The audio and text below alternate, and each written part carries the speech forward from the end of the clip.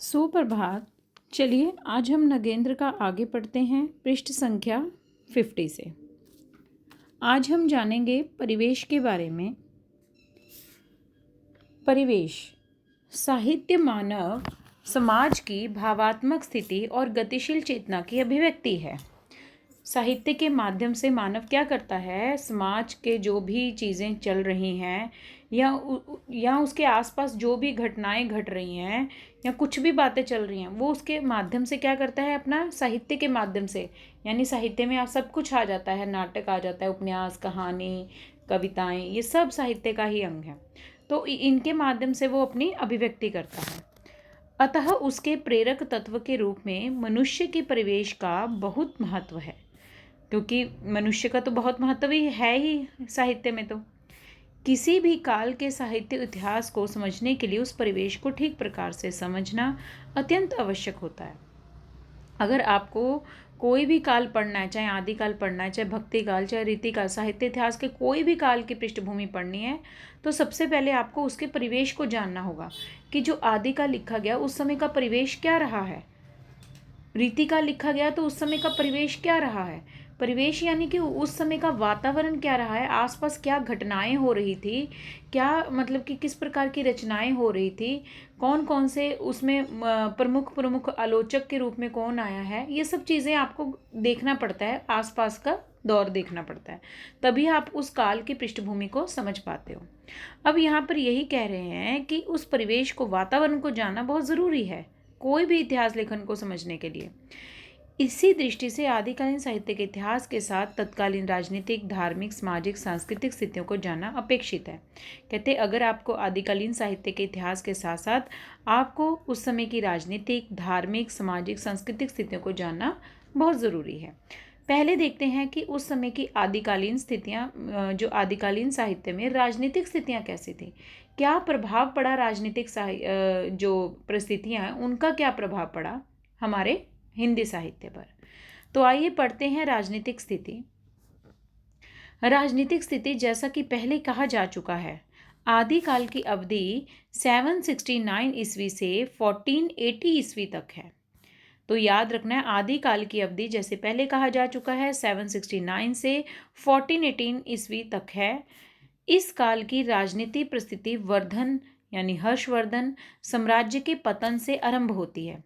तो याद रखना है, इस काल की राजनीतिक परिस्थिति हर्षवर्धन साम्राज्य के पतन से क्या होती है, आरंभ होती है। अंतिम वर्धन सम्राट हर्षवर्धन के समय से ही उत्तरी भारत पर यवन आक्रमण आरंभ हो गए थे। हर्षवर्धन के समय पर ही उत्तरी भारत में किसके आक्रमण शुरू हो गए थे, यवनों के। हर्षवर्धन ने क्या किया, दृढ़ता से उनका सामना किया, किंतु आक्रमणों की उस आंधी को वह रोक ना सका। हर्षवर्धन ने तो पूरा जोर लगाया इन यवनों के साथ युद्ध करने में, उनको रोकने में, उनके साथ सामना करने में, लेकिन उनके आक्रमणों की उस आंधी को वह रोक ना सका। उसकी समस्त शक्ति उस प्रतिरोध में ही समाप्त हो गई।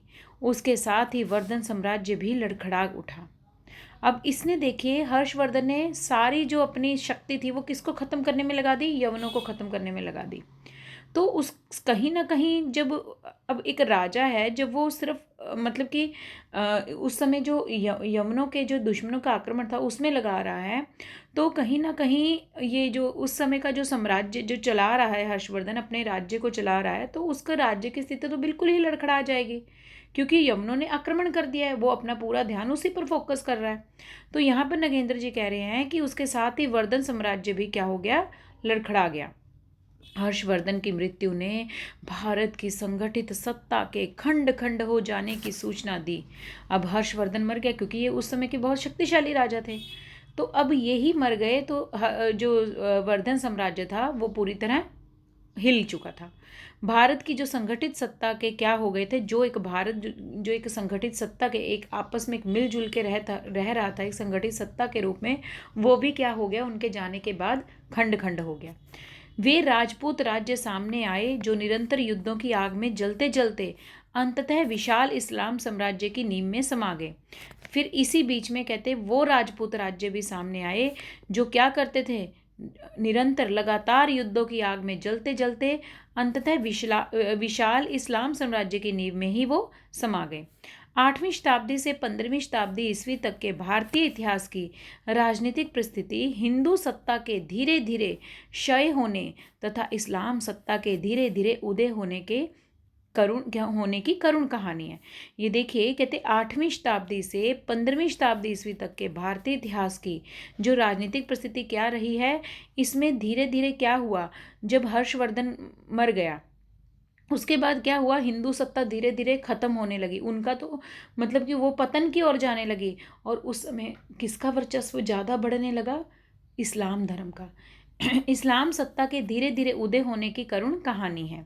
इसी ने उस मनह स्थिति को जन्म दिया था जिसमें कोई भी एक प्रवृत्ति साहित्य में प्रधान ना हो सके। अब देखिए, जैसे कि शुक्ल जी मानते हैं ना कि इस काल में ज़्यादा वीर परक रचनाएं रखी गई थी, तो वीर गाथा काल मैंने नाम दे दिया, किसी एक विशेष प्रवृत्ति को आधार बनाकर।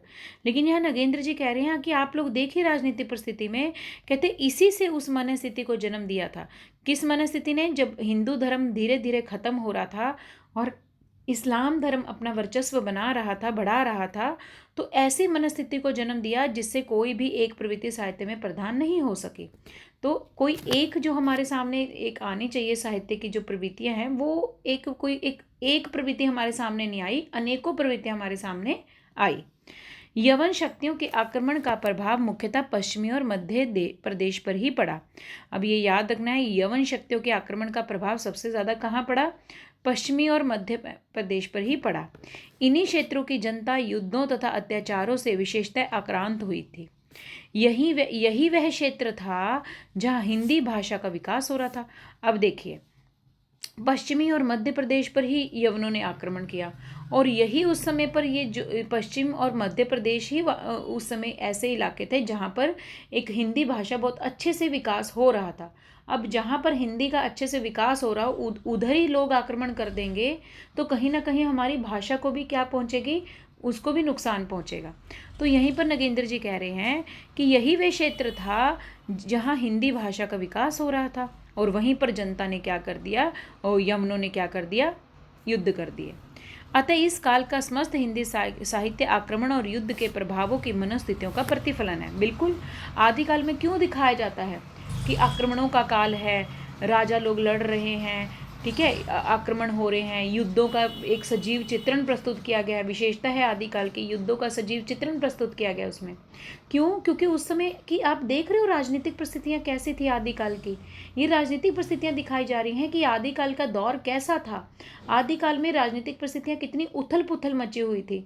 कोई भी एक मतलब कि एक ऐसा वातावरण नहीं था कि एक शांत माहौल नहीं था, हर जगह आक्रमण हो रहे थे। तो युद्धों के प्रभाव के कारण ही आदिकाल में ऐसी मनस्थिति भी पैदा हुई।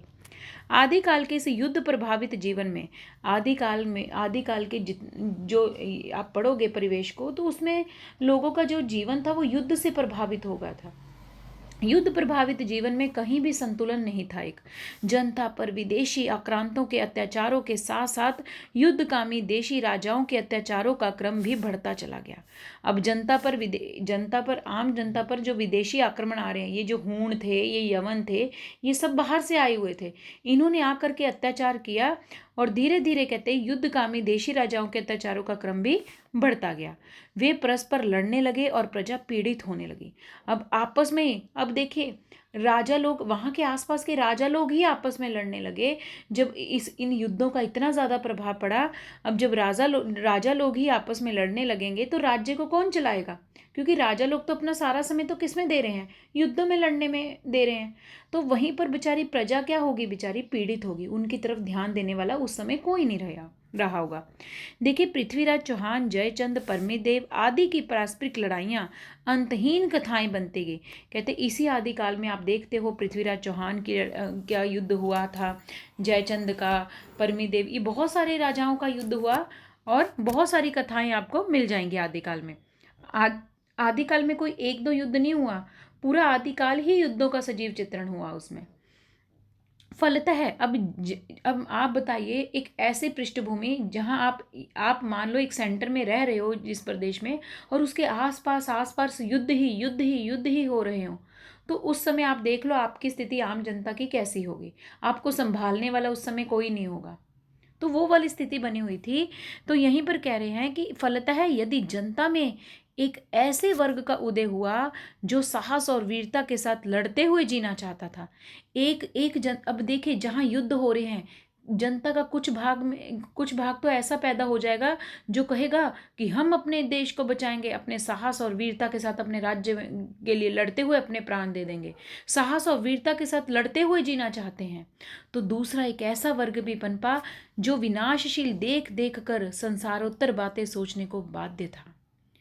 तो अब देखिए एक एक वर्ग कह रहा था कि हमारे अंदर इतना साहस है, हम वीरता, हम लड़ते लड़ते अपने जीवन के चाहे प्राण दे देंगे, लेकिन हम लड़के रहेंगे, युद्ध करके ही रहेंगे। और एक वर्ग क्या कह रहा था, वो कह रहा था कि अरे आसपास देखो कितना विनाश हो रहा है, इन युद्धों से कितना मतलब कि नुकसान हो रहा है। तो दूसरा वर्ग ऐसा पनपा जो विनाश लीला, ये युद्धों की जो विनाशता है, जहाँ हर कुछ विनाश हो रहा है, उसकी लीला को देख देख कर संसारेतर बातें सोचने को बेचारा बाध्य हो गया। अराजकता, ग्रह क्लेह, विद्रोह, आक्रमण और युद्ध के वातावरण में यदि एक कवि आध्यात्मिक जीवन की बातें करता था। अब देखिए, अब आप बताइए, जहाँ पर एक अराजकता फैली हो, जहाँ पर आपस में ही ग्रह क्लेह चल रहा हो, विद्रोह चल रहे हो, आक्रमण चल रहे हो, युद्ध के वातावरण चल रहे हो, इस स्थिति में एक वर्ग ऐसा पनपा। फॉर एग्जाम्पल कोई कभी ऐसा आया जो आध्यात्मिक जीवन की बातें कर रहा था। अब देखिए क्यों, क्योंकि ऐसा ऐसा परिवेश आ गया जहाँ सिर्फ लड़ाई झगड़ा ये सब हो रहा है। तो उस समय हमें क्या क्या याद आएगा कि हई भगवान भगवान की याद आएगी उस समय। तो हमें आध्यात्मिक जीवन की बातें कर रहा था एक कवि उसमें, यानी कि जैसे जो जो वातावरण चल रहा था उसी बीच एक दो कवि ऐसे आए जो आध्यात्मिक जीवन की बातें करता था। तो दूसरा मरते मरते भी जीवन का रस भोग लेना चाहता था। एक तीसरा वर्ग ऐसा भी था जो तलवार के गीत गाकर गौरव के साथ जीना चाहता था। तो तीन प्रकार के वर्ग आगे। एक वर्ग था जो वीरता और साहस के साथ लड़ते लड़ते जीना चाहता था। दूसरा कहता था कि ये लड़ाई झगड़ों में कुछ नहीं रखा है, वो आध्यात्मिक जीवन की ओर बढ़ गया। और एक वर्ग ऐसा, तीसरा वर्ग ऐसा आया जो तलवार के गीत गा गा कर गौरव के साथ जीना चाहता था। वो कहता था कि जब तक मैं युद्ध ही नहीं करूंगा तब तक जीवन का कोई लाइफ ही नहीं है। तीसरा वर्ग ऐसे सोचने लगा, तीसरा वर्ग ऐसा सोचने लगा कि भाई अगर मैं जितने ज़्यादा युद्ध करूंगा ना उतनी मेरी समाज में नाम रोशन होगा। कुछ ऐसे प्रकार के भी तीसरे वर्ग के लोग थे। तो कहते एक तीसरा वर्ग ऐसा भी कवि था जो तलवार के गीत गा गा कर गौरव के साथ जीना चाहता था।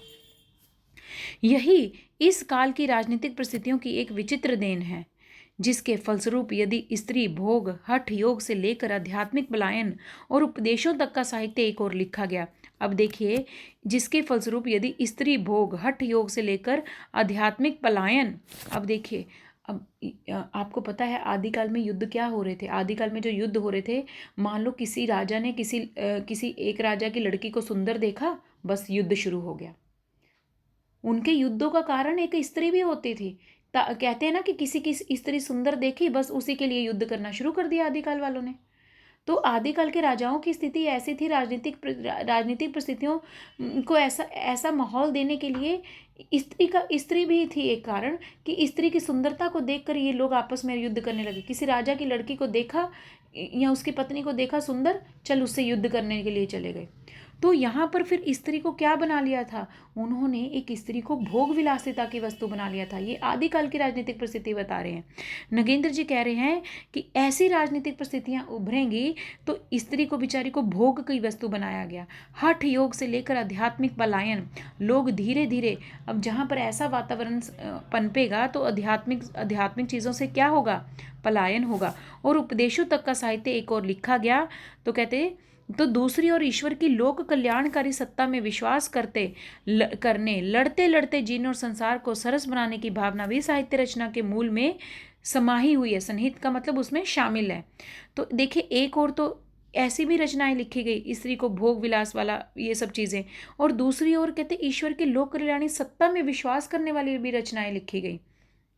और एक और कहते एक और कवि लड़ते लड़ते जीने और संसार को सरस बनाने की भावना से भी साहित्य को लिख रहे थे। तो सम्राट हर्षवर्धन का दरबार संस्कृत के कवियों और पंडितों से क्या हुआ था, भरा पड़ा था। अब देखिए यहाँ पर नगेंद्र जी हर्षवर्धन की बात कर रहे हैं। कहते हैं कि हर्षवर्धन का जो ये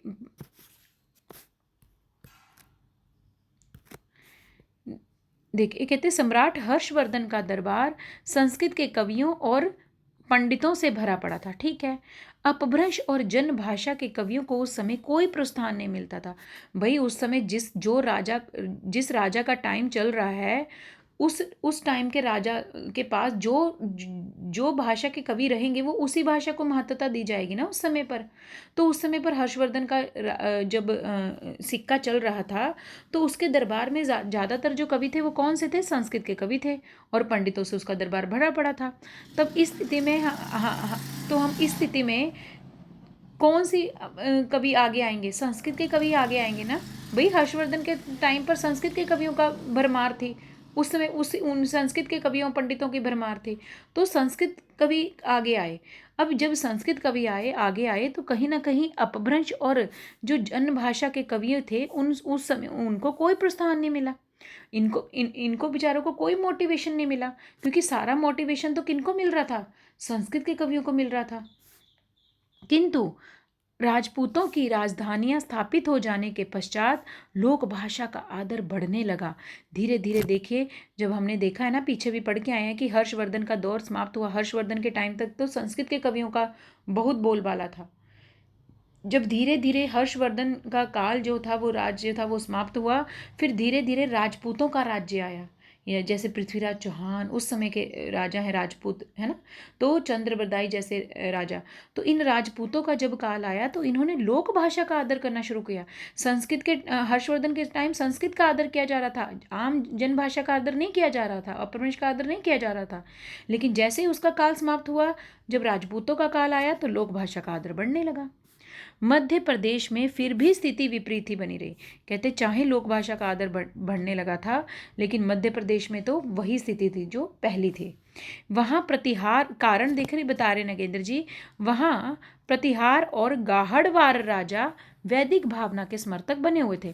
अब देखिए नगेंद्र जी कह रहे हैं क्यों एमपी में वही स्थिति बनी रही, एमपी में क्यों नहीं लोक भाषा का आदर बढ़ने दिया, क्योंकि उस समय वहाँ पर जो एमपी में, मध्य प्रदेश में प्रतिहार और गाहड़वार राजा थे, ये किसकी ओर झुके हुए थे, वैदिक भावना की ओर। वैदिक भावना का सीधा सीधा संबंध है वेदों की ओर, वैदिक जिसमें हम पढ़ते हैं ना, वैदिक संस्कृत, लौकिक संस्कृत, जिसमें हम वेदों का अध्ययन करते हैं, यानी कि सीधा सीधा वही हर्षवर्धन के जो संस्कृत के कवि लोग थे ना, उनसे जुड़ी हुई थी इनका। ये जो एमपी की स्थिति ये क्यों बता रहे हैं कि विपरीत बनी रही, क्योंकि वहाँ पर जो प्रतिहार और गाहड़वर राजा थे वो अभी भी वैदिक भावना से जुड़े हुए थे, कहीं ना कहीं संस्कृत से जुड़े हुए थे, कहीं ना कहीं वेद उपनिषदों से जुड़े हुए थे, वो लोक भाषा से नहीं जुड़ पाए थे। फिर देखिए डॉक्टर हजारी प्रसाद द्विवेदी के शब्दों में, अब देखते हैं यहाँ पर हजारी प्रसाद द्विवेदी का इम्पोर्टेंट है। देखिए यहाँ कह रहे हैं डॉक्टर हजारी प्रसाद द्विवेदी के शब्दों में, वे बाहर से बुला बुलाकर अनेक ब्राह्मण वंशों को दान देकर काशी में बसा रहे थे। कौन, ये एमपी राज्य के लोग क्या कर रहे थे, बाहर से बुला बुलाकर अनेक ब्राह्मण वंशों को दान दे देकर काशी में बसा रहे थे। संस्कृत को उन्होंने बहुत प्रोत्साहन दिया। ये देखिए क्यों नहीं वो लोक भाषा की तरफ जुड़ पाए। एमपी मध्य प्रदेश में कह रहे हैं ना, स्थिति वही पहले वाली बनी रही, विपरीत, उसके विपरीत ही थी। तो वहाँ पर ये लोग खुद ब्राह्मण वंशों को, क्योंकि आपको पता है उस समय ऐसा भी माना जाता था कि जो बड़े बड़े वेद हैं, उपनिषद हैं, ये सब ब्राह्मणों को पढ़ने का अधिकार है, नीची जाति वालों को पढ़ने नहीं, निम्न वर्ग को नहीं पढ़ने दिया जाता था। तो कहीं ना कहीं उस वहाँ के जो ब्राह्मण वंशों को दान दे देकर ये काशी बुला रहे थे, तो उन्होंने संस्कृत को उन्होंने बहुत प्रोत्साहन दिया, ये हजारी जी का कहना है। इस कारण एमपी में ऐसी स्थिति थी। इस प्रकार उचित प्रोत्साहन के अभाव में लोक भाषा के कवियों को काव्य रचना के अनुकूल वातावरण नहीं मिलता था। अब बताइए, जब सारा प्रोत्साहन आप संस्कृत कवियों को दे रहे हो, तो लोक भाषा के कवियों को काव्य रचना करने के लिए बेचारों को अनुकूल वातावरण ही नहीं मिला, क्योंकि सब लोग, राजा लोगों ने संस्कृत कवियों को अपने अंडर हायर कर लिया। अब बेचारी आम जनता किसके आश्रय में रहकर लिखे, उनको तो कोई सपोर्ट ही नहीं मिल रहा लोक भाषा के कवियों को। जो कवि धार्मिक भावना से अनुप्रमाणित थे वे ही किसी की परवाह किए बिना काव्य साधना करते थे। अब देखिए कई कई इस बीच में ना कुछ लोग कवि ऐसे भी थे जो धार्मिक भावना से जुड़े हुए थे और वो लोग किसी की परवाह नहीं करते थे। उनको सिर्फ ये था कि हमें अपने भावों की अभिव्यक्ति करनी है तो करनी है, हमें किसी राजा के आश्रय की जरूरत नहीं है, किसी की जरूरत नहीं है। तो ऐसे भी कवि थे जो धार्मिक भावना से जुड़े हुए थे, तो वो किसी की परवाह किए बिना ही काव्य साधना करने लग गए थे। किंतु जो कवि राज्य आश्रित हो जाते थे, अब कई राइटर ऐसे थे, मोस्टली आदिकाल में राइटर ऐसे थे जो किस पर आश्रित थे, राजाओं पर आश्रित थे। वो राजाओं के पराक्रम का वर्णन करते हैं, उनके पौरुष का वर्णन करते हैं, उनकी वीरता का वर्णन करने में रहते थे। अब देखिए कहते जो कवि राजा के आश्रित हो जाते थे उन्हें अपने राजा को प्रसन्न करने के लिए काव्य रचना करनी पड़ती थी। अब देखिए कई यहाँ नगेंद्र जी ने दो बातें बताई। कहते एक कवि लोग, कुछ लोग कवि ऐसे भी थे जिनको राजा लोगों से कोई मतलब नहीं था, जो धार्मिक भावना से जुड़े हुए थे और उनको किसी की परवाह नहीं थे, वो अपना लिखते थे। लेकिन यहाँ पर ज़्यादातर कवि क्या थे, वो जो राजाओं पर डिपेंड थे, राजाओं के आश्रय में रहकर लिखते थे उनको खुश करने के लिए। तो राजा को प्रसन्न करने के लिए उनको काव्य रचना करनी पड़ती थी। धर्म और राज्य आश्रय से मुक्त रहकर कविता करने वाले कवियों की प्रतिभा के विकास के लिए उचित वातावरण नहीं था। अब देखिए कहते अब आप बताइए, दो कैटेगरी के लोग हो गए, या तो धर्म से जुड़कर लिख रहे हैं या फिर अपने राजाओं पर आश्रित होकर लिख रहे हैं। अब इन दोनों से मुक्त होकर कोई तीसरा वर्ग ऐसा नहीं आया जो कभी लोग अपनी प्रतिभा के विकास के लिए उचित वातावरण नहीं था। अब आप बताइए, अब मान लो कि जो कवि लोग हैं उनके अंदर प्रतिभा है लिखने की, लेकिन कहीं ना कहीं वो अपनी प्रतिभा को बाहर नहीं निकाल पा रहे हैं। कारण है कि भाई उस समय के राजा लोग, जो ये राजाश्रित लोग थे, उनको खुश करने के लिए उनको लिखना था। क्योंकि आपको पता है कि अगर राजा को खुश करने के लिए नहीं लिखेंगे तो उनको उनको वहां से निकाल दिया जाएगा तो उनका घर कैसे चलेगा। तब आप बताइए, एक कवि है, उसमें बहुत सारी प्रतिभा है, लेकिन वो ना चाहकर भी अपनी प्रतिभा को बाहर नहीं निकाल पा रहा कविता के माध्यम से। क्यों? क्योंकि वो बंधा हुआ है, एक चीज में बंधा हुआ है कि लिखना सिर्फ तुझे किस पर है, राजाओं की प्रशंसा पे लिखना है। तो यहीं पर नगेंद्र जी कह रहे हैं कि कोई ऐसा नहीं था जो राज्याश्र से मुक्त होकर या धर्म से मुक्त होकर कोई कविता करने वाला कोई नहीं था। इससे क्या हुआ, कवियों की प्रतिभा के विकास के लिए कोई उचित वातावरण ही नहीं मिला कवियों को अपनी प्रतिभा को निखारने के लिए। फिर देखिए ये थी राजनीतिक स्थितियां, ऐसे लिखा जा रहा था आदिकाल का साहित्य। राजनीतिक मतलब राजाओं के वश में था सब कुछ।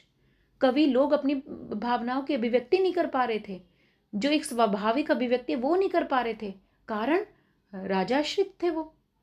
आगे ये थी राजनीतिक स्थिति। अब देखते हैं धार्मिक स्थिति को, देख लेते हैं हम लोग धार्मिक स्थिति क्या रही है आदिकाल में। अब देखिए धार्मिक स्थिति क्या हुई। कहते ईसा की 6ठी शताब्दी तक देश का धार्मिक वातावरण शांत था। जब ईसा की 6ठी शताब्दी थी तब तक तो धार्मिक वातावरण बिल्कुल नॉर्मल था। विभिन्न धार्मिक संप्रदायों में परस्पर मेलजोल बढ़ने भी लगा था, आपस में लोग मिलजुल कर रहते भी थे। वैदिक यज्ञ हो, कोई मूर्ति पूजा या जैन एवं बौद्ध उपासना पद्धतियां एक साथ चल रही थी। देखिए कितना अच्छा काल चल रहा था 6ठी शताब्दी तक, तो कितना अच्छा लोग आपस में मिलकर रहते थे, यज्ञ करते थे, मूर्ति पूजा भी करते थे, जैन बौद्ध उपासना पद्धतियां एक साथ सब आराम से रह रहे थे।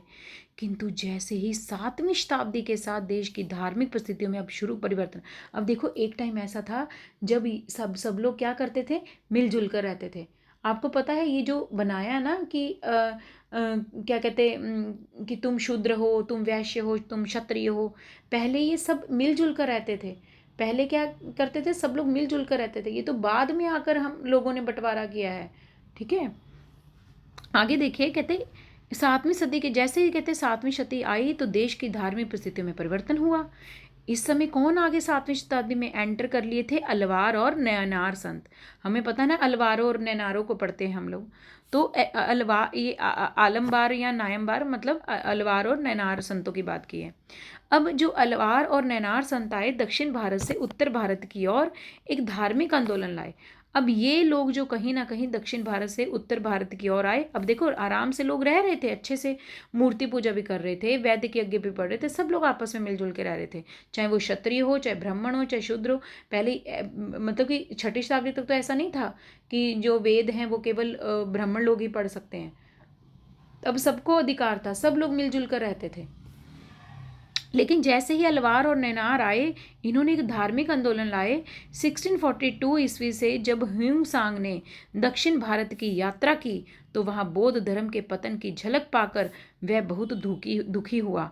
अब ह्यून सांग ने क्या किया, दक्षिण भारत में आया उसने देखा यहाँ तो बौद्ध धर्म का पतन हो रहा है बहुत ज़्यादा। फिर उसने जब देखा कि यहाँ बौद्ध धर्म का पतन हो रहा तो वो बहुत दुखी हुआ। उत्तर भारत में भी इस समय तक यह प्रभाव आ रहा था। फिर वैष्णव मत इस समय अधिक प्रतिष्ठित नहीं था, अतः जनता में या तो जैन मत सम्मान पा रहा था या शैव मत। उस समय वैष्णव मत भी नहीं था लोगों में। उस समय लोगों के अंदर कौन सी वो धार्मिक भावना से जुड़े हुए थे, या तो लोग उस समय किससे जुड़े हुए थे, वैष्णव मत भी पूरी तरह से प्रतिष्ठित नहीं हो पाया था। जनता के बीच में या तो जैन मत ज़्यादा अधिकार पा रहा था या तो शैव मत। अब देखिए, जब जब जनता ज़्यादा जैन की तरफ जुड़ी होएगी और ज़्यादा शैव मत को मानेगी, यानी शिवजी, शैव मत वाले शिवजी जी की पूजा को मानते हैं, परिणाम इसका क्या हुआ कि शैव और जैन मत आगे बढ़ने की होड़ में परस्पर टकराने लगे। अब देखिए, दो मत चल पड़े समाज में। कुछ लोग जैन की तरफ बढ़ने लगे, जैन मत की तरफ, और कुछ लोग शैव मत की ओर बढ़ने लगे। जब बढ़ने लगे, धीरे धीरे धीरे धीरे इन जैन और शैव में ही आपस में क्या होने लगी, टकराहट होने लगी। ये धार्मिक परिस्थितियां बता रहे हैं, ऐसे ऐसे ऐसे था कि 6ठी शताब्दी तक तो सब कुछ अच्छा हो रहा था। फिर 7वीं शताब्दी में यलवार और नयनार आए, फिर उसी बीच ह्यूंग सांग आया। तो ये स्थिति सारी बता रहे हैं कैसे कैसे हुई टकराहट धार्मिक भावनाओं में भी। तो शैव और जैन मत आगे बढ़ने की होड़, जैन कह रहा था मैं आगे बढ़ूं, शैव कह रहे थे मैं आगे बढ़ूं। तो कहते 12वीं शताब्दी तक वैष्णव आंदोलन तीव्र होने लगा था और शैव आंदोलन ने भी एक नया रूप ले लिया था। अब देखिए, जब इसी होड़ में शैव और जैन मत आगे बढ़ने की होड़ में टकराने लगे, इसी बीच जो वैष्णव आंदोलन था, जो अभी तक क्या था, अधिक प्रतिष्ठित नहीं हुआ था, ऊपर पड़ के आए, अब ये भी क्या हो गया, 12वीं शताब्दी में आकर वैष्णव आंदोलन भी बड़ी तेजी से बढ़ने लगा और शैव आंदोलन ने भी एक नया रूप ले लिया। अब इसका परिणाम हुआ कि जैन मत के प्रचारकों की शक्ति घटने लगी। अब देखिए, पहले पहले क्या था, ये सीक्वेंस समझिए। पहले वैष्णव मत वाले अधिक रूप से प्रतिष्ठित नहीं हो पाए, ज़्यादा वर्चस्व किनका चल रहा था, जैन वालों का और शैव वालों का। फिर धीरे धीरे जैन और शैव आगे बढ़ते बढ़ते इन दोनों में भी आपस में टकराहट होने लगी। जब इन दोनों में टकराहट होने लगी तो इसी बीच इस टकराहट का फायदा उठाया वैष्णव वालों ने। तो वैष्णव आंदोलन बड़ी तीव्रता से चलने लगा और शैव आंदोलन ने एक नया ही रूप ले लिया और बच गया जो जैन मत। उसके जैन मत के प्रचारकों की जो संख्या थी वो घटने लगी। राजपूत अहिंसा मूलक मतों में विश्वास नहीं करते थे, उन पर शैव मत का प्रभाव अधिक था। तो राजपूतों पर किसका प्रभाव था, शैव मत का प्रभाव ज्यादा था। फिर देखे, कह रहे हैं मध्य देश के गाहड़वाड़ राजा स्मार्त थे तथा मालवा के राजा वैदिक धर्म के समर्थक थे। अब देखिए, मध्य प्रदेश के जो गाहड़वाड़ राजा थे वो स्मार्त थे, स्मार्त वैष्णव से प्रभावित थे। और जो मालवा के स्मार्त से मतलब सीधा सीधा संबंध किससे है, शैव वालों से, ठीक है। तो मालवा के और उधर से जो मालवा के राजा थे वो वैदिक धर्म के समर्थक थे। गंगा और नर्मदा के अंतराल में कलचुरी वंश शैव मत के प्रचार में लगा हुआ था और इधर से जो कलचुरी वंश था वो शैव मत के। अब ये देखिए, धार्मिक प्रसिद्ध सब लोग अपने अपने उसमें जा रहे हैं, अपने अपने धर्म को, अपने अपने वो जो मत को है वो आगे बढ़ा रहे हैं। तो देखिए, जो कलचुरी वंश था वो शैव मत को आगे बढ़ा रहा था। इसी वंश के जो ये कलचुरी वंश है ना, इसी वंश का एक प्रतापी राजा होता था कर्ण। उसके प्रभाव से काशी शैव साधना का केंद्र बनी हुई थी। काशी भी किसका केंद्र बन गई, अब शैव मत वालों का। धीरे धीरे स्मार्त मत अनुयायी जनता भी शैवी होती जा रही थी। अब देखिए, धीरे धीरे जो शैव साधना होने लगी, धीरे धीरे जो भी स्मार्त मत अनुयायी थे वो जनता भी क्या होने लगी, शैवी होती जा रही थी। वस्तुतः समस्त उत्तर भारत में धीरे धीरे अब हर जगह शैव मत फैलेगा तो धीरे धीरे शैव मत बौद्ध एवं स्मार्त प्रभावों को स्वीकार करता हुआ एक नया रूप लेने लगा। अब धीरे धीरे उत्तर भारत में क्या हुआ, शैव मत आने से शैव मत ने क्या किया, बौद्धों का भी और स्मार्त प्रभावों को भी स्वीकार किया और एक नया रूप लेके आया। बौद्ध वाले क्या करते थे, आपको पता है ना, बौद्ध वाले करते थे कि अहिंसा, करुणा, इन चीज़ों में विश्वास रखते थे। और धीरे धीरे कहते इस शैव मत ने एक नया रूप ले लिया। नाथ मत का उदय भी इसी रूप में हुआ था। जो जब ये आए ना, शैव मत ने धीरे धीरे बौद्ध और स्मार्त को अपनाया, फिर धीरे धीरे इसी बीच में नाथ मत भी आ गया। डॉक्टर हजारी प्रसाद द्विवेदी क्या कहते हैं कि हिमालय के देश में प्रचलित नाथ पूजा बौद्ध धर्म को प्रभावित करके व्रजयान शाखा के नाम से प्रसिद्ध हो चुकी थी। कहते हिमालय के पाद देश में प्रचलित एक नाथ पूजा बौद्ध धर्म को प्रभावित करके, ये नाथ लोग भी किससे प्रभावित थे? बौद्ध धर्म से। तो बौद्ध धर्म को प्रभावित करके एक व्रजयान शाखा के नाम से प्रसिद्ध हो चुकी थी। डॉक्टर ईश्वरी प्रसाद के विचार में इस समय राजपूत शौर्य के उदय के कारण ब्राह्मण धर्म की विजय पताका सर्वतः फहरा रही थी। ईश्वर प्रसाद जी क्या कह रहे हैं? उस समय राजपूत शौर्य का उदय था और उस राजपूत शौर्य के उदय के कारण ब्राह्मण धर्म की क्या हो रही थी? विजय फैल रही थी हर जगह। किंतु साथ ही यह भी सत्य है कि बौद्ध धर्म भी रूप बदल बदल कर अपनी जड़ें गहरी करने के लिए सर्वत्र प्रगतिशील था। यानी बौद्ध धर्म भी, उधर से देखिए शैव धर्म, जो ये राजपूत लोग हैं वो ब्राह्मण धर्म की विजय फहरा रहे हैं हर जगह, और धीरे धीरे बौद्ध धर्म भी अपना रूप बदल कर आगे बढ़ा। उसकी महायान शाखा में के, अब देखो हमें पता है ना कि बौद्ध धर्म आगे 2 भागों में बट गया था, ठीक है, हीनयान और महायान। तो ये जो महायान शाखा थी ना, तो उन्होंने क्या किया? मंत्र तंत्र जादू टोने टोटके ध्यान धारणा आदि के अनेक प्रभाव निम्न स्तर के हृदयों पर छाए हुए थे। महायान शाखा के, जो महायान शाखा वाले किसमें बिलीव करते थे? तंत्र मंत्र में, जादू टोने में, ध्यान धारणा में आदि में विश्वास करते थे। और ये जो इससे कौन प्रभावित थी ज़्यादा? निम्न जाति के लोग ज़्यादा प्रभावित थे। निम्न स्तर के हृदयों पर ये छाया हुआ था मंत्र तंत्र जादू टोने। जनता हिंदू साधुओं की जितनी प्रतिष्ठा करती थी उतनी ही प्रतिष्ठा बौद्ध सन्यासियों की भी करती थी। अब इनको ये उस समय ना तंत्र मंत्र का बहुत ज़्यादा वर्चस्व होने लगा, तो इन्होंने बौद्ध सन्यासियों को भी उतनी ही प्रतिष्ठा दी। इसके प्रभाव से मनुष्य में आत्मविश्वास की कमी होती जा रही थी। शैव साधकों का बढ़ता हुआ प्रभाव इस दिशा में और भी अधिक सहायक हुआ। वे जनता को 84 लाख योनियों में भटकने का भय दिखाकर निरुत्साहित करने लगे। अब देखिए उन्होंने क्या कह दिया? कहते कि शैव साधकों का बढ़ता हुआ प्रभाव इस दिशा में और भी अधिक सहायक हुआ।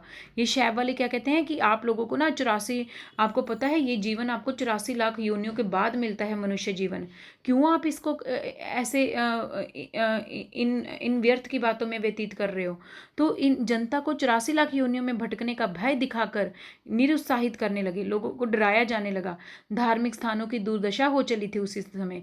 हर जगह आडंबर फैलने लगा, हर जगह अर्थ लोभ, पैसा, व्यभिचार, ये सब जब दोषों का बौद्ध विहारों में प्राधान्य हो गया। अब देखिए बौद्ध धर्म अच्छा था एक टाइम पर, लेकिन धीरे धीरे उसमें भी क्या आने लगा? आडंबर आने लगा। जब व्यभिचार आने लगा तो उससे क्या होगा? उन्हीं से हिंदू मंदिर भी ग्रस्त हो चले थे। पुजारी एवं महंत धर्म के सच्चे स्वरूप से अपरिचित होते जा रहे थे। अब धीरे धीरे देखिए बौद्ध धर्म में भी क्या आने लगी? बुराइयां आने लगी। पुजारी जो भी पुजारी थे, जो भी धर्म को मानने वाले, जो भी ये साधु वगैरह महंत थे, कुछ भी थे, तो ये भी कहते सच्चे स्वरूप से अपरिचित होते जा रहे थे। इनको भी धर्म को एक सच्चे रूप से ये भी अपरिचित थे। और तथा अधिकार एवं धन का प्रलोभन प्रबल हो चला था। यानी जो भी पुजारी थे उस समय, तो ये भी धर्म को एक सच्चे रूप में प्रतिष्ठित करने के बजाय ये भी किस में फंस गए? लोभ में फंस गए, धन के लोभ में। सोमनाथ मंदिर पर किए गए आक्रमण में महमूद की सफलता से जहां एक और शैव एवं जैन संघर्ष की सूचना मिलती है, वहीं उससे मंदिरों में बढ़े हुए विलास एवं धन संग्रह का भी पर्दा खुलता है। सोमनाथ मंदिर को ध्वस्त कर दिया गया, क्योंकि क्या कहते, सोमनाथ मंदिर को भी क्या कर दिया गया? ध्वस्त कर दिया गया। कहते महमूद की सफलता से जहां एक और शैव एवं जैन संघर्ष की सूचना मिलती है, वहीं उससे मंदिरों में बढ़े हुए विलास और धन संग्रह का भी पर्दा खुलता है। देशव्यापी धार्मिक अशांति के इस काल में एक भारी धर्म इस्लाम का प्रवेश भी कम महत्व नहीं रखता। कहते जब ये धार्मिक स्थिति इतनी चल रही थी, सब लोग अपने अपने मतों का प्रचार प्रसार करने के लिए आगे बढ़ रहे थे, उसी बीच ही फायदा उठाया इस्लामी लोगों ने। अब इसी बीच आ गए इस्लामी लोग। अशिक्षित जनता के सामने अनेक धार्मिक राहें बनती जा रही थी। अब जनता तो देखो उस समय पढ़ी लिखी नहीं थी, जिसने आम जनता को, ये सिद्धों ने, नाथों ने आकर इन जनताओं को क्या कर दिया? गुमराह कर दिया। अब जो पढ़े लिखे होगा वो तो गुमराह नहीं होगा। अब उस समय जनता ज़्यादा पढ़ी लिखी नहीं थी, तो अशिक्षित जनता के सामने क्या होगी? विचारों के आगे अनेक धार्मिक राहें बनती जा रही थी। कोई नाथ में चला गया, कोई सिद्धों में को ग्रहण कर लिया, कोई बौद्ध को। तो वैदिक एवं पौराणिक मतों के समर्थक अब देखिए जो लोग वैदिक अब देखिए कहते किंतु राह दिखाने वाले लोग ईमानदार नहीं थे। जो ये आम जो ये बेचारी अशिक्षित जनता है, उनको राह दिखानी चाहिए थी। जो ये राह दिखाने वाले लोग थे ना, वो भी ईमानदार लोग नहीं थे। बौद्ध सन्यासी यौगिक चमत्कारों का प्रभाव दिखा रहे थे। ये जो कुछ बौद्ध सन्यासी लोग थे ना, ये यौगिक आपको पता है, तभी तो ये जो बौद्ध धर्म था आगे दो भागों में बटा था, हीन और महायान। कि एक वर्ग ऐसा था जिसने तो पूरा बौद्ध धर्म को फॉलो किया, और दूसरा था जिसने उस बौद्ध धर्म में अपना कुछ खुद का भी मत जोड़ लिया था, खुद के तंत्र मंत्र ये सब चीज़ें शामिल कर ली थी। तो यहाँ पर ये क्या कहना चाह रहे हैं, कहते हैं नगेंद्र जी कि कहते हैं जो लोग आम जनता को, अशिक्षित बेचारी जनता को धार्मिक धर्म का रास्ता दिखाने के बजाय उनको गुमराह कर रहे थे। बौद्ध सन्यासी लोग थे, ये क्या कर रहे थे, अपने यौगिक तंत्र मंत्र चमत्कारों से उनको प्रभावित कर रहे थे, लुभा रहे थे। वैदिक एवं पौराणिक मतों के समर्थक। अब देखिए जब इसी बीच अगर कोई चमत्कार करने वाले या तंत्र मंत्र से लोगों को प्रभावित करने वाले, आपको गुमराह करने के लिए लोग आ जाएंगे, तो उस समय जो वैदिक जो पौराणिक मतों का आज तक समर्थन करते आ रहे थे, खंडन मंडन की भूल भुलैयों में पड़ गए। अब ये लोग भी जो चुप अपना आराम से वैदिक और पौराणिक मतों को पढ़ते आ रहे थे, उनका समर्थन करते आ रहे थे, अब ये लोग भी उनके चंगुल में फंसकर उनके खंडन मंडन की भूल भुलैये में फंस गए। उधर जैन धर्म पौराणिक आख्यान को नए ढंग से गढ़कर जनता की आस्थाओं पर नया प्रभाव जमा रहा था। ये सब सिद्धनाथ जैन सब अपना अपने धर्म को आगे बढ़ा रहे हैं। उधर से अब देखिए बौद्ध धर्म को तो हमने देखिए, जैन धर्म वाला अपनी पुरानी कथाओं के माध्यम से लोगों की आस्थाओं पर अपना प्रभाव जमा रहा।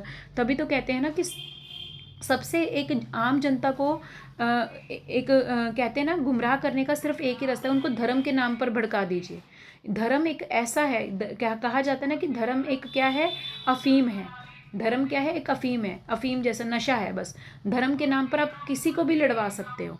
तो उस समय यही हो रहा था। अब देखिए कहते वैष्णवों की धार्मिक कथाएं जैन कथाएं बनती जा रही थी। इस प्रकार नास्तिकता आस्तिकता का आवरण ओढ़कर जनता में भ्रांत उत्पन्न बना रही थी। अब लोगों को समझ नहीं आता, नास्तिक आस्तिक ये सब चीज़ें जनता को भ्रमित कर रही थी। वैष्णवों के राम और कृष्ण, जिन्होंने पौरुष में विश्वास करके युद्ध को भी धर्म का अंग सिद्ध किया था। वैष्णव वालों ने राम और कृष्ण को इंपॉर्टेंस माना था, जिन्होंने पौरुष में विश्वास करके युद्ध को भी धर्म का अंग सिद्ध कर दिया था। ये वैष्णव वाले क्या बोलते थे कि हमें तो अपने राम और कृष्ण पर पूरा भरोसा है और हम लोग युद्ध करने जाएंगे। अब बताइए, धर्म का अंग, इन्होंने युद्ध को भी धर्म का अंग सिद्ध कर दिया था, क्या, विश्वास करके राम और कृष्ण के पौरुष को ध्यान में रखकर। जैन धर्म की दीक्षा लेते हुए दिखाए जाने लगे। कहते वैष्णव के राम और कृष्ण, जिन्होंने पौरुष में विश्वास करके युद्ध को भी धर्म का अंग सिद्ध किया था, जैन धर्म की दीक्षा लेते हुए दिखाए जाने लगे। अब देखिए ये लोग भी जैन धर्म की दीक्षा लेते हुए दिखाए जाने लगे। जो ये राम और कृष्ण थे, वैष्णव के राम और कृष्ण थे, जो अपने पौरुष में विश्वास रखते थे, पौरुष में विश्वास करके युद्ध को धर्म का इन्होंने अंग बनाया था, आज वे लोग भी जैन धर्म की दीक्षा लेते हुए दिखाए जा रहे हैं। उधर बौद्धों का वामाचार जैन आश्रमों में प्रविष्ट हो चला था। बौद्धों का वामाचार जो था, ये लोग क्या निकल पड़े अपने ये चले जाते थे ना, वामाचार धारण करके निकल पड़ते थे। तो बौद्धों का वामाचार भी जैन आश्रमों में दिखाई देने लगा। कुल मिलाकर अगर आप देखें तो विभिन्न धर्मों के मूल रूप लुप्त हो चले थे। जो एक धर्म की भावना थी ना, जो एक प्योर धार्मिक भावना थी, उसका मूल रूप है, वो कहीं ना कहीं लुप्त होता जा रहा था। बौद्ध वाले जैन को, जैन वाला बौद्ध मिक्स कर रहा था। ये सब कुछ एक खिचड़ी पकती जा रही थी, कोई भी अपना मूल धर्म को लेकर नहीं चल रहा था। तथा यह कहना कठिन हो गया कि किस धर्म की निष्ठा साधना पद्धति का स्वरूप क्या है। अब खुद उस समय पता ही नहीं था कि कौन सा धर्म सही है, कौन जैन धर्म बौद्ध धर्म वाले क्या सही है। कुल मिलाकर कुछ भी हमें स्पष्ट नहीं हो रहा था, कठिन था कि कौन सी साधना पद्धति अपनाएं, सिद्धों वाली अपनाएं, तंत्र मंत्र अपनाएं या मूर्ति पूजा अपनाएं। मूर्ति पूजा नहीं, या नाथ वाली अष्टचक्र वाली। लोग खुद कंफ्यूज हो गए कि कौन सी साधना पद्धति बढ़िया है। हाँ, मति भ्रम का अंत करने वाली एक दार्शनिक लहर दक्षिण भारत से अवश्य आ रही थी। मति भ्रम करने वाली कहते एक दार्शनिक लहर दक्षिण भारत से अवश्य आ रही थी, जिसके प्रचारक कौन थे, शंकराचार्य थे। दक्षिण भारत से कौन सी लहर चली थी, शंकराचार्य थे। शंकराचार्य ने क्या किया था, मति भ्रम का अंत करने वाली। मति भ्रम का अंत करने वाली, यानी कि जो आप लोग भ्रम करके बैठे हुए हो ना, बहुत सारे आपके मन में भ्रम पैदा हो रहे हैं कि मैम कौन सा सही भक्ति मार्ग है, जैन वाला या तंत्र मंत्र करने से भगवान मिलेंगे, या मैडम कुंडली जागृत करने से भगवान मिलेंगे। एक कह रहा है कि मैम नहीं, मूर्ति पूजा से मिलेंगे, या मैम माला जपने से मिलेंगे। तो इन सब में जब आप उलझ गए तो उसी बीच आए शंकराचार्य ने, तभी तो बोला ना मति भ्रम का अंत करने वाली एक दार्शनिक लहर कहाँ से चली? शंकराचार्य से। कि जिन लोगों की मति भ्रम से भ्रमित हो चुकी थी, अब उनको रास्ता दिखाया शंकराचार्य ने कि आप लोग ऐसे भ्रमित ना होइए। तो फिर शंकराचार्य ने लोगों को क्या संदेश दिया?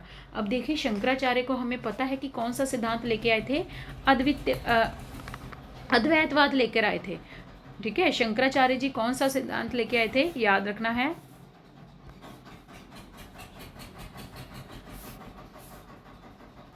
शंकराचार्य जी अद्वैतवाद को लेके आए थे। ये देखिए, अद्वैतवाद को शंकराचार्य जी लेके आए थे।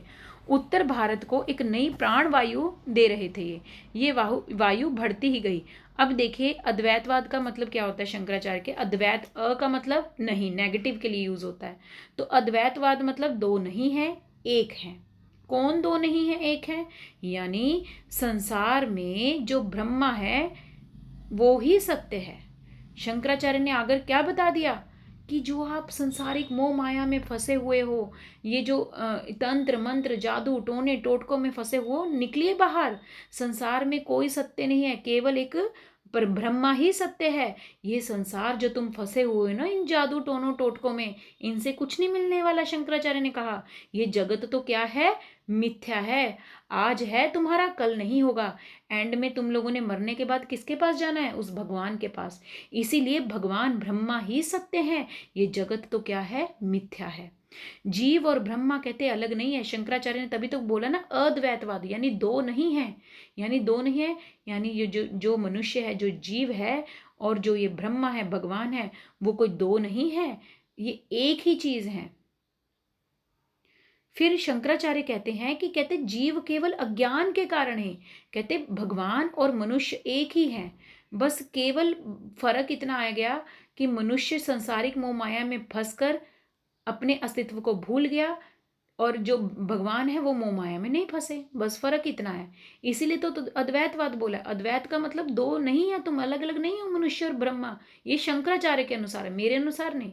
शंकराचार्य कह रहा है कि एक मनुष्य खड़ा है और इधर एक परमात्मा खड़ा है, दोनों एक ही हैं, दोनों अलग अलग नहीं है। क्यों? क्योंकि मनुष्य अलग इसलिए दिखाई दे रहा है क्योंकि वो मोह माया में फंस गया, इसीलिए उसको अपना अलग स्वरूप दिखाई दे रहा है। जीव केवल अज्ञान के कारण ही ब्रह्मा को नहीं जान पाया है। हम लोग अज्ञान में फंस गए हैं, मोह माया में फंसकर हम अपने उस भगवान को भूल गए हैं, जबकि ब्रह्मा तो उसके ही अंदर विराजमान है। शंकराचार्य कहते हैं भगवान इन तंत्र मंत्र जो जादू टोने टोटकों में नहीं है, भगवान तुम्हारे अंदर ही विराजमान है। सिर्फ हम भूल गए हैं कि भगवान हमारे अंदर है। किस लिए भूल गए? क्योंकि हमारे अंदर मोह माया का पर्दा फंस गया है। इसीलिए शंकराचार्य जी ने कहा था कि अद्वैत दो नहीं है, तुम लोग परमात्मा और जो जीव है वो एक ही है। आगे देखिए, अब देखिए जब शंकराचार्य आए तो इनकी वायु बढ़ती गई इनका। फिर देखिए रामानुजाचार्य, निम्बकाचार्य आदि आचार्यों ने ज्ञान और भक्ति प्रधान आध्यात्मिकता का प्रसार किया। अब इसी के बीच में रामानुजाचार्य आए, निम्बकाचार्य आए। आपको पता है निम्बकाचार्य किससे जुड़े होते? कृष्ण संप्रदाय से। इन सभी आचार्यों ने ज्ञान की बातें की, भक्ति प्रधान आध्यात्मिकता का प्रसार किया, किंतु जनजीवन पर 15वीं शताब्दी के अंत से पूर्व उसका प्रभाव अधिक गहरा नहीं ला सका। कहते ये लोग आए, चाहे रामानुजाचार्य आए, निम्बार्क आया, ये सब लोगों ने धार्मिक भावना को फैलाने का कोशिश किया, लेकिन ये आम जनता पर जनजीवन पर 15वीं शताब्दी के अंत से पूर्व उसका प्रभाव अधिक गहरा नहीं ला सका। ये लोग भी 15वीं शताब्दी के अंत से पूर्व, यानी जब 15वीं शताब्दी का अंत हुआ था उससे पहले पहले तो ये लोग भी अपना प्रभाव नहीं जमा पाए थे, यानी जनता को एक सही रास्ता ये भी लोग नहीं दिखा पाए थे। तत्परे यह है कि आदिकाल की धार्मिक परिस्थितियां अत्यंत विषम तथा असंतुलित थी। कहने का मतलब कि उस समय देखो कितना खिचड़ी मच रहा था, लोग खुद कंफ्यूज थे कि हमें कौन सा धर्म सही है, हम क्या हैं, कि हम क्या जीव हैं, क्या हमें करना चाहिए, इनको खुद नहीं पता था। तो कहते आदिकाल की धार्मिक परिस्थितियां ऐसी थी उस समय की। इतनी असंतुलन थी कि कुछ बैलेंस ही नहीं कर पा रहे थे आपस में। जनमानस पर गहरा क्या छाया हुआ था उस समय? जनता असंतोष में थी, क्षोभ में थी, भ्रम में थी। भ्रम की छाया उन पर मंडरा रही थी कि असली भगवान है क्या? क्या करें हम? तंत्र मंत्र करें या कुंडलियों के जागरण से भगवान को प्राप्ति होती है, या फिर वनों में निकल जाएं, सिद्धियां प्राप्त कर लें तब? तो लोग खुद नहीं पता था, भ्रम में फंसे हुए थे। कवियों ने इसी मानसिक स्थिति के अनुरूप खंडन मंडन हठ योग वीरता तथा श्रृंगार का साहित्य लिखा। अब आप ही बताइए, जब ऐसी मानसिकता चलेगी तो कवि लोग भी तो वैसा ही साहित्य लिखेंगे। तो उस समय वैसा ही साहित्य लिखा गया, कवियों की भी मानसिक स्थिति ऐसी बनी गई। खंडन मंडन की बातें चल गई, हठ योग की बातें चल गई, वीरता या श्रृंगार परक साहित्य लिखा जाने लगा। तो ये थी यहाँ तक कि धार्मिक और राजनीतिक परिस्थितियां। अब देखते हैं सामाजिक परिस्थितियां क्या थी। सामाजिक परिस्थितियां, पूर्वोक्त राजनीतिक तथा धार्मिक परिस्थितियों का देश की सामाजिक परिस्थितियों पर भी गहरा प्रभाव पड़ा है। बिल्कुल, अगर कोई राजनीतिक परिस्थितियां आ रही हैं, कोई धार्मिक परिस्थितियां आ रही, तो सीधा सीधा प्रभाव उनका कहाँ पड़ेगा? समाज में पड़ेगा, क्योंकि समाज एक क्या है? एक पृष्ठभूमि है, उसी के ऊपर तो राजनीतिक स्थितियां पड़ रही हैं, उसी के ऊपर तो धार्मिक स्थितियां पड़ रही हैं। तो समाज पर तो सीधा सीधा प्रभाव पड़ेगा। जनता शासन तथा धर्म दोनों ओर से निराशित होती जा रही थी।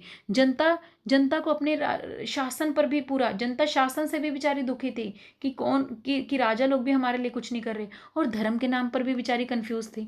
युद्धों के समय उसे बुरी तरह पीसा जाता था। जनता के साथ देखो उस समय क्या हाल हो रहा था। जनता की तरफ ध्यान देने वाला कोई नहीं है, कोई उनके दुख कष्टों की तरफ ध्यान देने वाला नहीं है, क्योंकि राजा लोग तो अपनी भोग विलासिता में डूबे हुए हैं। राजा लोग तो अपने बस युद्धों का वर्णन करने में लगे हुए हैं, बस युद्ध जीतने में लगे हुए हैं।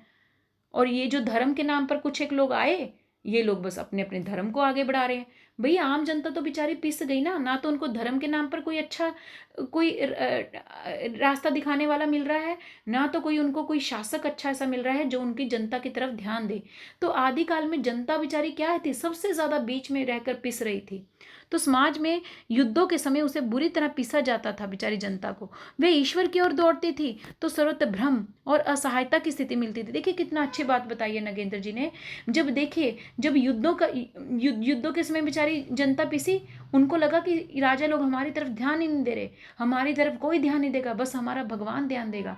अब जब उन्होंने भगवान का रास्ता अपनाया तो उस बीच आ गई अलग अलग धर्म मतों का प्रचार करने वाले जैन सिद्ध, उन्होंने लोगों को गुमराह कर दिया। ये बेचारी आम जनता कहाँ जाए? जहां जा रही है उनको भ्रम ही भ्रम मिल रहे हैं, असहाय फील कर रही है जनता। जाति पाति के बंधन कड़े होते जा रहे थे। उच्च वर्ण के लोग भोग करने के लिए थे और निर्धन वर्ण के लोग मानो श्रम करने के लिए पैदा हुए थे।